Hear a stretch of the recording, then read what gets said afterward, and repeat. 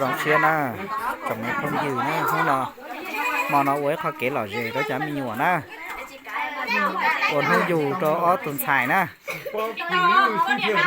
tụ lo tụ tỏ tụ dầu na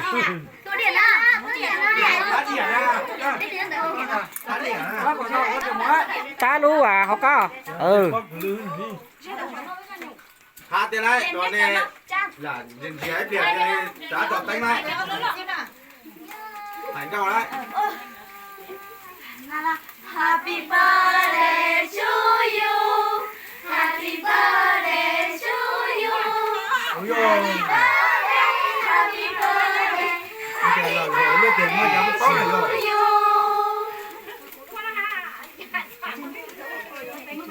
mấy tụ cho à tú mình nhá mà chốt tay nào chốt tay nào chốt tay nào à chỉ muốn được mình cũng của thế lơ téo chỉ muốn được mình kia mình của tao tuổi à tú mấy tụ là có cho mày à tú ơi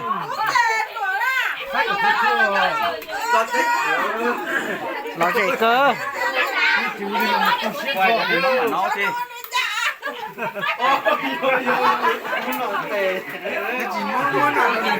Phương nè Phương à chỉ cho Phương tôi nào tôi hả mua rồi quá lò rẻ đó rồi không dư đó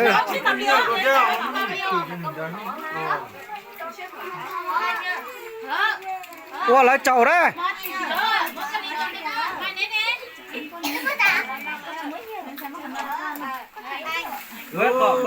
ơi cả cho nhá ơi có thấu chú ảnh xem đó mấy cái chú ảnh đó anh ơi ơi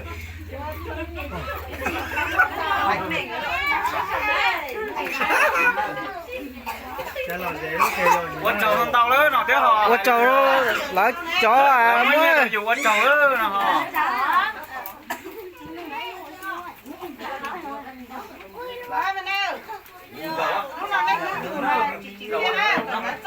rồi nó bánh kiểu đấy nó Chợ nè. Nè, mua chưa? Mua thằng này nhỏ nó cái xe này đấy. Chỉ lúc nào mà cần tới chỉ xe đấy, cần tới đấy. có mua nuôi dù mua đồng cả mà con nè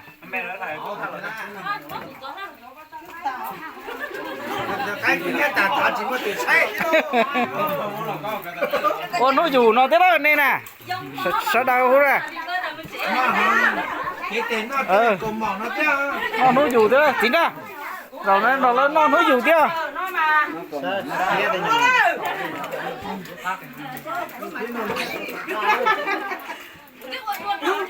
Các chuyện vật trở là thứ chỉ to mà lo nè. Chả phá nè đó. Chả nè.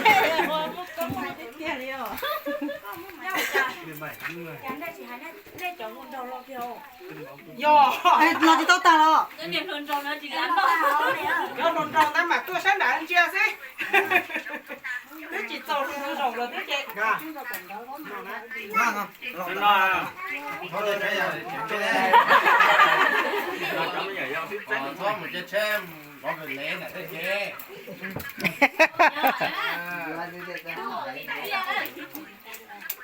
nó tên là con mỏ nó thế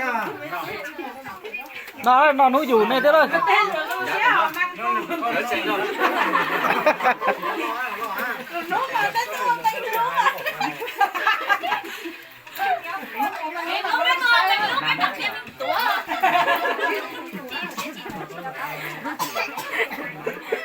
đây cái gì cái gì của cái này cái xe đó ồ cái khen này to quá chú tụi chị cũng thế ồ bố à vậy này